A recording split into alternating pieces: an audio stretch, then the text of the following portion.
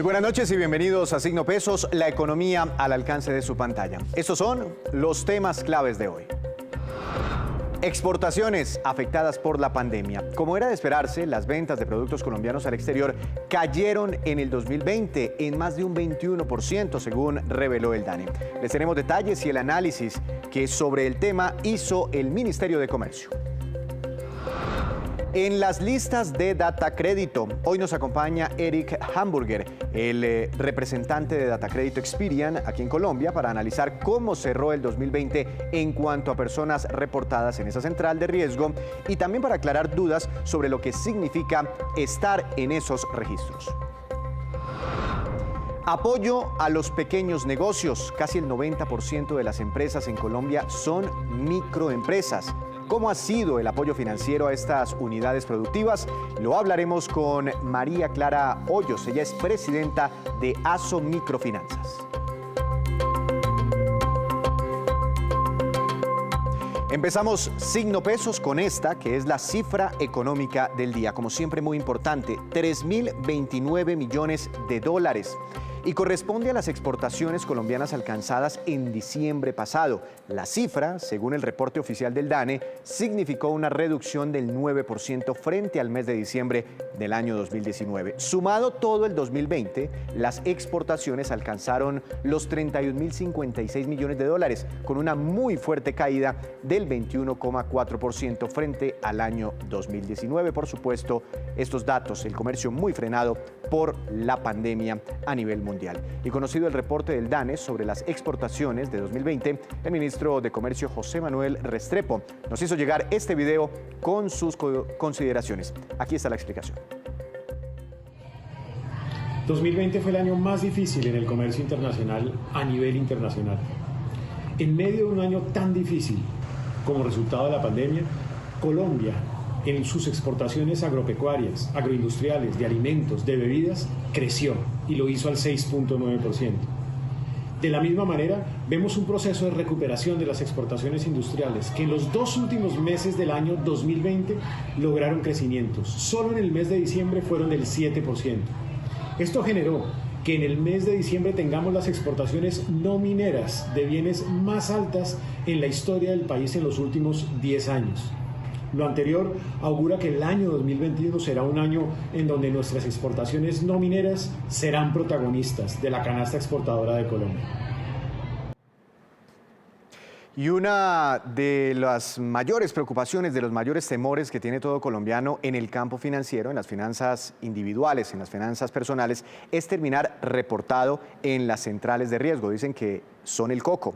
Sin embargo, hay muchos mitos en torno a estos registros, a estas bases de datos. Para aclarar muchas dudas sobre este tema, saludo al doctor Eric Hamburger. Él es el presidente de Datacrédito Experian. Doctor Hamburger, buenas noches, bienvenido a Signo Pesos. Muchas gracias por estar aquí. ¿Cómo ha estado? Víctor, buenas noches. Un saludo muy especial. Gracias por esta oportunidad. Un saludo muy especial a la audiencia que nos acompaña hoy. Doctor Hamburger, la gente tiene la idea que las centrales de riesgo son bases de datos únicamente donde ingresan las personas que se han colgado con sus créditos, que son morosos. ¿Eso es cierto o no? Es parcialmente cierto, Víctor. Creo que lo importante para aclararle a la audiencia es que nosotros recibimos la información tanto positiva como negativa. Y la gente se sorprendería porque siempre se asocia un rechazo de un crédito, una dificultad para acceder al crédito asociado como está reportado a Datacrédito, pero el 93% de todos los reportes que nosotros tenemos en Datacrédito son positivos. Es decir, que cada vez que una persona va a solicitar un crédito, el 93% de las veces su buena reputación, que es ese reporte positivo que tiene, es el que le permite recibir ese crédito.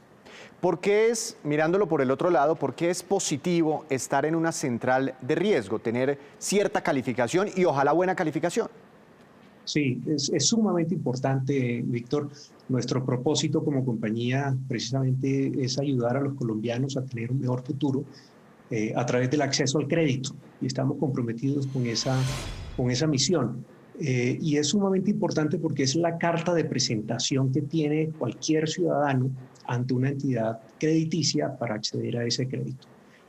Si no existe esa información o si ese comportamiento no se puede registrar, pues obviamente es muy difícil para la entidad crediticia saber con quién está teniendo una relación y se dificulta el otorgamiento del crédito. Es decir, entre más información es mejor para la persona porque puede darle una indicación a la entidad crediticia de su capacidad de pagar ese crédito. ¿Qué tan pública es la información, el score que llaman ustedes? ¿Yo puedo consultarlo como dueño de esa información, así como consulto las notas en el colegio, en la universidad, o es simplemente información exclusiva para los bancos?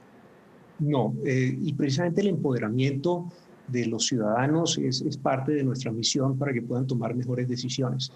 El año pasado, en medio de esta situación tan crítica, la compañía tomó la decisión de dar acceso gratuito a través de los medios digitales en www.midatacredito.com y todavía en cualquier momento y cuantas veces quiera la persona puede consultarse a sí misma y encontrar ahí su historial de crédito, saber qué deudas tiene, tener claridad de si ha habido, si la información es correcta y poder a través de nosotros iniciar cualquier actividad de reclamo, por ejemplo, por temas de suplantación o información inexacta que esté consagrada ahí.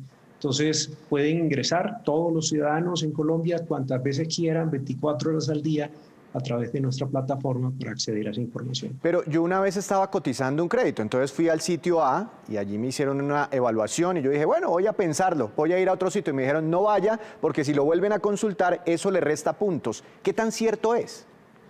Sí, hay varios factores que se tienen en cuenta. Obviamente esas huellas de consulta son un indicador de si la persona está buscando muchos créditos a la vez.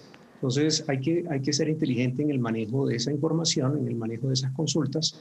Sin embargo, si son pocas, no debería tener tanto impacto. Ahora, cuando una persona tiene un comportamiento repetido de consultar y consultar a través de muchas entidades, sí puede tener una afectación en su puntaje. Entiendo. ¿Cuántas personas están en Datacrédito, ya sea con reportes positivos o reportes negativos? Todas las personas que en el país han tenido acceso a crédito, bien sea un crédito de consumo, un crédito hipotecario, cualquiera de las carteras, toda esa información es reportada a Datacrédito y se mantiene permanentemente, de manera que cubrimos a todas las personas que están accediendo a créditos formales en el país. Entiendo. ¿Es cierto que si me cuelgo y me reportan, quedo tachado por un buen tiempo? Es decir, ese registro, esa base de datos, impide que yo vuelva como a recobrar mis posibilidades crediticias. Hay unas reglas, de acuerdo a la ley, hay una serie de tiempos que tiene la persona para permanecer reportada con ese indicador, digamos, negativo por no haber cancelado, por haberse colgado en un crédito. Sin embargo, estos tiempos, digamos, están definidos por la ley.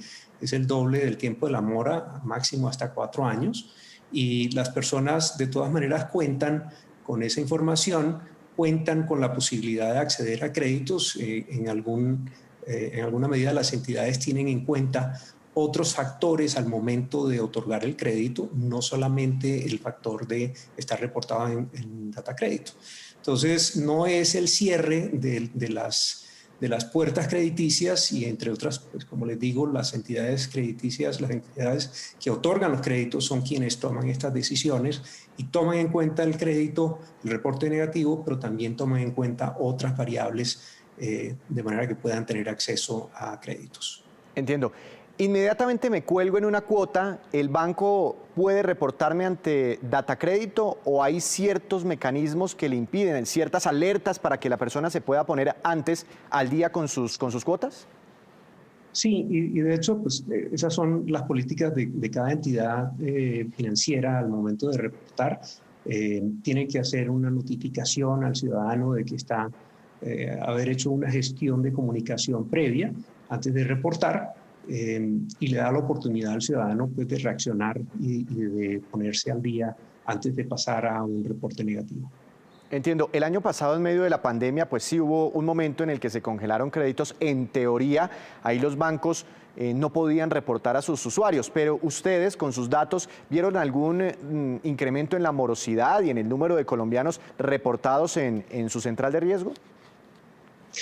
Es muy interesante, Víctor, porque creo que el sistema financiero en su totalidad, incluyendo también al ente regulador, a la superintendencia financiera, reaccionaron muy rápidamente y muy bien ante la crisis que se presentó. Cuando vemos la caída que se dio en abril en la economía y específicamente en el tema del crédito, fue brutal. Hubo una caída del 60% en las originaciones de crédito comparadas con enero del mismo año.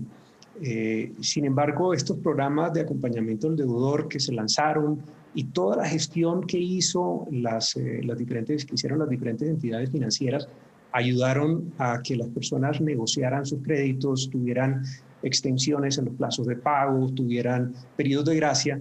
Y por eso, cuando vemos el comportamiento de los reportes en la central, en Data Crédito, vemos que no ha habido un incremento en ese porcentaje que les mencionaba. Se ha mantenido entre el 92 y el 93% de reportes positivos.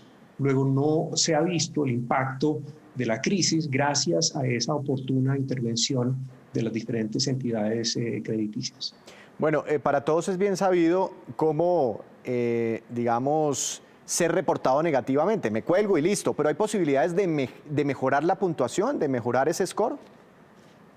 Claro, como le decía, el reporte positivo o negativo es la mejor carta de presentación, la mejor garantía reputacional que uno tiene para acceder al crédito. Y en la medida en que las personas rápidamente se pongan al día y puedan demostrar un buen comportamiento de pago, eso va dándole credibilidad frente a las entidades crediticias. Entonces, lo realmente importante, lo primero es ponerse al día lo más rápido posible y demostrar un comportamiento de pago muy correcto, de manera que estas personas puedan tener eso en cuenta al momento de acceder a un crédito. Las entidades financieras toman en cuenta este tipo de comportamiento.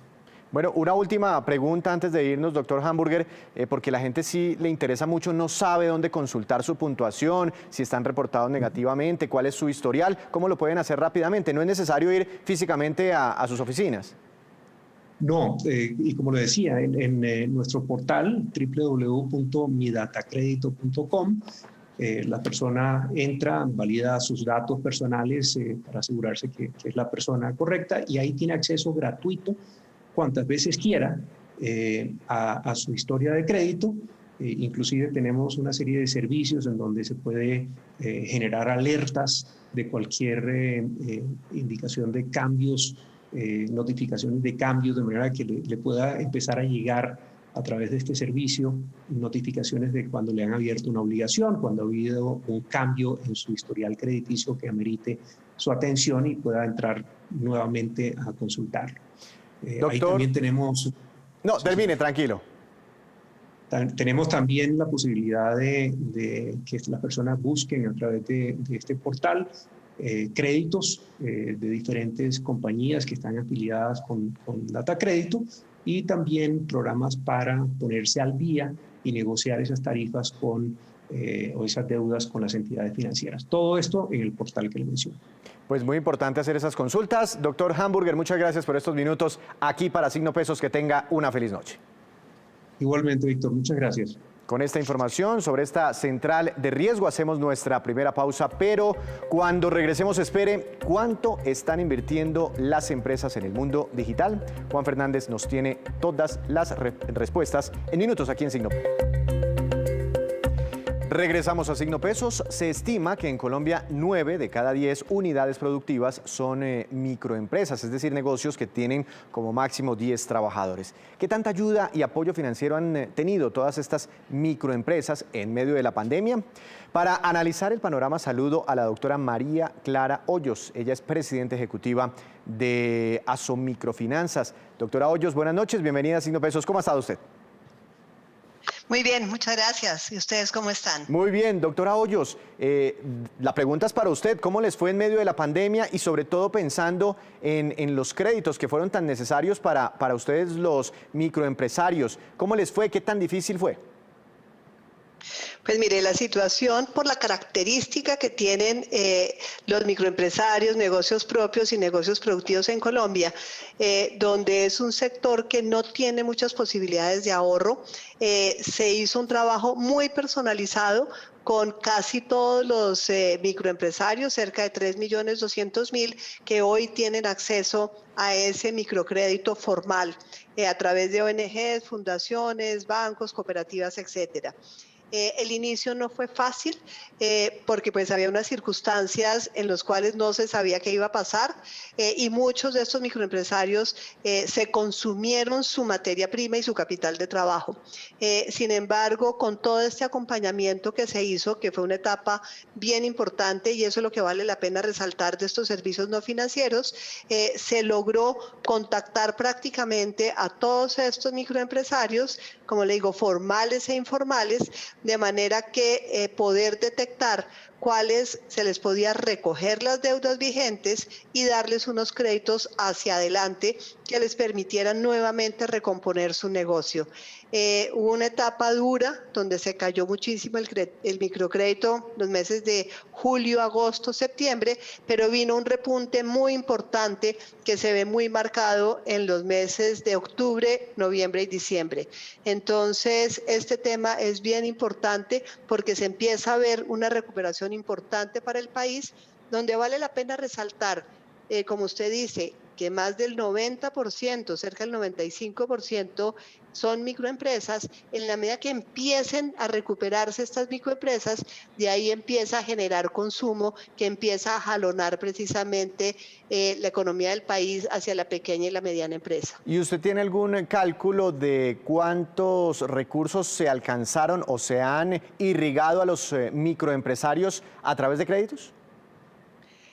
Mire, tenemos un tema bien interesante que fueron las líneas a través del Fondo Nacional de Garantías, en los cuales pues estaba precisamente compartiendo con el gobierno este tema de riesgos.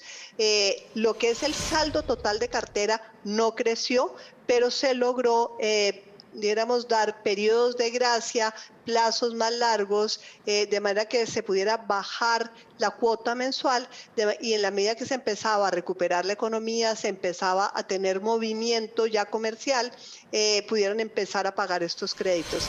La mejor alternativa que se les dio a los microempresarios fue precisamente disminuir sus cuotas, darle plazos un poco más largos, compartir a través del Fondo Nacional de Garantías estos riesgos en muchos casos para empezar a generar la reactivación de la economía. El saldo de cartera, estamos tratando de llegar al saldo que se tuvo en el primer bimestre, que además fue el bimestre más importante que ha tenido el microcrédito en los últimos 5 años y luego viene pues el golpe de la pandemia.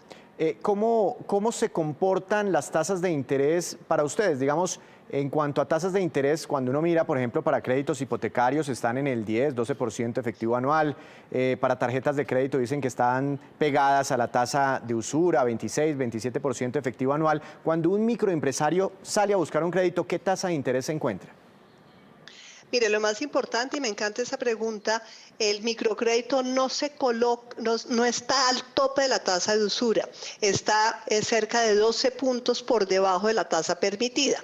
Lo que pasa es que cuando hay que hacer un acompañamiento muy grande al microempresario a través de estos servicios no financieros, la tasa de interés es más alta, pero en la medida que ese microempresario se va bancarizando y empieza a tener acceso a crédito con otras entidades, todo este proceso de oferta y demanda le permite empezar a tener tasas mucho más bajas. Por eso es que, le repito, ahí cerca de 10, 12 puntos por debajo de la tasa de usura es que se está colocando. Ahora, un microempresario se le da ese acompañamiento hasta que ya se empieza a crecer y a convertirse en una pequeña empresa. Por eso esta ley de emprendimiento aprobada precisamente el 31 de diciembre del año 2020 va a ser tan importante para el país porque se va a complementar con 3 COMPES que son los que le van a dar ese soporte y considero que para el país ese es un paso fundamental que se está dando con las alternativas de la ley de emprendimiento. ¿En qué sectores están los microempresarios que más están demandando microcréditos? El sector agropecuario y el sector comercio son los que más se están moviendo en este momento y son los que están empezando a solicitar crédito, porque además tuvimos una etapa en la cual no querían tener crédito sin conocer qué era lo que se venía.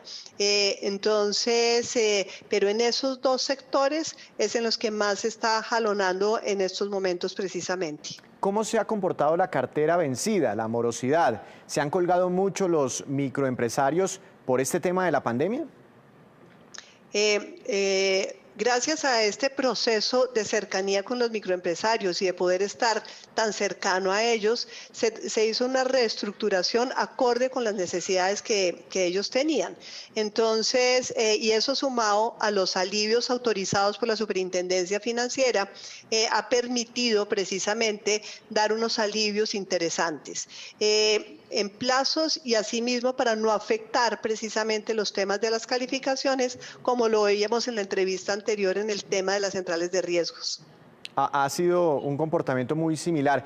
En el pasado, doctora Hoyos, los microempresarios se quejaban mucho, pues porque al no tener un gran patrimonio, empezando muchos apenas con sus negocios, arrancando con sus emprendimientos, pues tenían dificultades para acceder al crédito y caían en el gota a gota. ¿Ustedes tienen cifras? ¿Este fenómeno se sigue presentando? ¿Ha crecido? ¿Se ha reducido?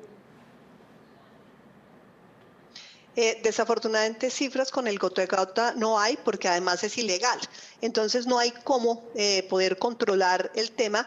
La gran tarea que se hace con el microcrédito es precisamente sacar a esta población del gota a gota y irles enseñando a través de una educación financiera a no gastarse toda la plata en el día a día, sino guardar unos excedentes para que puedan asumir esas cuotas que se están pagando. Pero el gota a gota sigue siendo un problema no solamente en Colombia, en todo el mundo. Entiendo. Doctora Hoyos, muchas gracias por este balance y seguiremos hablando. Gracias por estos minutos aquí para Signo Pesos. Ustedes, muchísimas gracias. Hacemos una nueva pausa, muy corta, pero cuando regresemos les contaremos cuál es el inventario de vehículos eléctricos que ruedan por las calles colombianas. En segundos, regresamos. Es la hora de hablar de los negocios y del movimiento de las empresas. Juan Fernández, nuestro experto, nos cuenta qué es lo último. Juan, buenas noches, bienvenido. Víctor, buenas noches. Hoy le voy a hablar de temas digitales enfocados en todo este asunto de los aumentos en los presupuestos de campañas digitales, donde las empresas los han aumentado, para el caso de Colombia, hasta el 30%, incluso más. Y le voy a dar cifras interesantes sobre el tema que vienen de Endeavor y RD Station y su estudio Madurez del marketing digital. Y es relevante porque permite identificar el uso, los retos y las barreras a las que se enfrentan las empresas con respecto a este tema digital. Las barreras, un tema muy importante, pero Juan, ¿por qué no me cuenta sobre los resultados del estudio? Víctor, evidentemente el confinamiento ocasionado por la pandemia priorizó la práctica del marketing digital para las empresas. Dice el estudio que esa situación pues, ha llevado a México y a Colombia, por ejemplo, a incrementos de 34% y 29% respectivamente para campañas digitales, siendo Facebook, Instagram y Google Paid Search los canales de distribución pagados que generan mayor retorno de inversión a las empresas. Y es en las empresas en etapas avanzadas de desarrollo donde la adopción de marketing digital se hace más fuerte. Con una penetración de Internet del 72% en América Latina, esas estrategias digitales parecen bastante viables y es en Colombia donde se prevé el mayor incremento de gasto en publicidad digital en los próximos años. Juan, ¿y qué sectores muestran mayor avance en mercadeo digital? Mire, las ventas al por menor ocupan un 16%, los servicios para empresas 15%, servicios financieros el 14% y software y tecnologías de la información 12%. Y un dato para terminar, Víctor, el estudio evidenció que existe una considerable escasez de talento con conocimiento en torno a las herramientas tecnológicas en la creación y análisis de las estrategias en mercadeo digital. Así es que hay una oportunidad ahí. Y esta, pues es, Víctor, la movida de hoy sobre mercadeo digital. mercadeo digital. Gracias, Juan. Lo esperamos mañana con más movidas, más datos interesantes para las empresas. Ante la difícil situación por desempleo por la que atraviesan los jóvenes, principalmente en el país, ya son varias las empresas que están abriendo convocatorias para ellos, justamente, incluso si son recién egresados. Aquí les contamos algunas de esas oportunidades. Según el DANE, en el último trimestre del 2020 la tasa de desempleo en jóvenes fue del 21,6%, es decir, 5,6 puntos porcentuales más que en el mismo periodo del 2019. Es por esto que varias empresas han lanzado convocatorias con el fin de incorporar a jóvenes.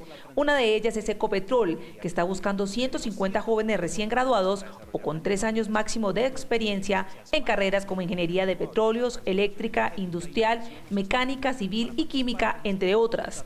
Las postulaciones se recibirán hasta el 6 de febrero y el proceso de selección tendrá una duración aproximada de 3 meses. Quiero invitar a todos los jóvenes a nivel nacional que vengan, participen, si les apasiona la transición energética, la innovación, la sostenibilidad, esta es la oportunidad de participar.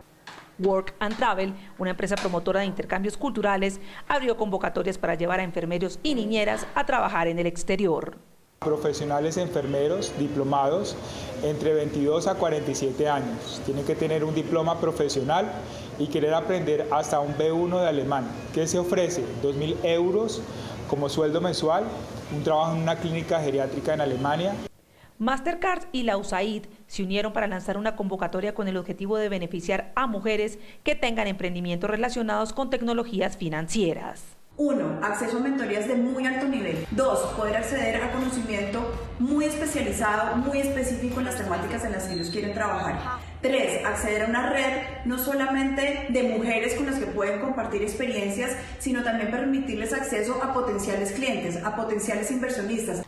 Estas convocatorias buscan ayudar a las poblaciones más afectadas por el desempleo, como los jóvenes y las mujeres, fenómeno que se ha dado en todo el mundo, según un reciente informe de la Organización Internacional del Trabajo. Y ahora vamos con estos que son los indicadores económicos que usted siempre debe conocer antes de irse a dormir. La tasa representativa del mercado que regirá para mañana en Colombia será de 3.558 pesos con 63 centavos. El dólar subió 36 pesos con 6 centavos. El petróleo de referencia Brent para nuestro país sigue subiendo, ya se acerca bastante hacia los $59 por barril. El precio interno del café colombiano subió y quedó en promedio a 1.090.000 pesos por carga para mañana. Las principales cooperativas del país. El índice Colcap de la Bolsa de Valores de Colombia subió, pero muy poquito, 0,04%. La acción que se destacó, la más valorizada, fue Avianca, con una ganancia de 5,88%, y la acción que más cayó fue la de Cemex Latam Holding, con un retroceso de 7,16%. Antes de despedirnos, los dejo con el siguiente dato. El RUND acaba de entregar este inventario sobre los vehículos eléctricos únicamente que ruedan por las calles de Colombia. En 2020, dice el informe, fueron matriculados 3.504 vehículos eléctricos. En Colombia ya hay en total 10.612 vehículos de esta naturaleza. El 53% son ciclomotores. Los automóviles representan el 16% y las motocicletas el 13%. Hay otro tipo de vehículos como camiones, buses, colectivos, eléctricos. Ellos representan el 18%. Importante, aunque año a año ha venido creciendo este segmento vehicular, las cifras aún son muy bajitas frente al total del parque automotor en Colombia, que ya puede estar superando los 16 millones de vehículos entre carros, motocicletas, buses, camiones, etcétera. Y así terminamos por hoy, pero los esperamos para mañana con una nueva emisión y con toda la información económica que usted necesita saber. Esto es Signo Pesos, la economía al alcance de su pantalla. Que tenga una feliz noche.